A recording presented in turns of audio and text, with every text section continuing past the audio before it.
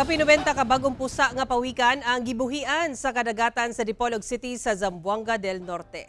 Gibuhian sa mga personay sa Dipolog City LGU ug DNR Senro Manukan ang 91 ka mga bagong pusa nga olive ridley sea turtle o pawikan sa kadagatan sa Dipolog Boulevard, Dipolog City sa Zamboanga del Norte.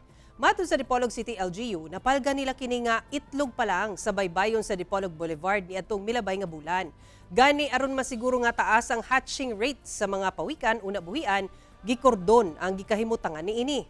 Kini ang misunod nga batch sa gibuhian nga pawikan karong tuiga.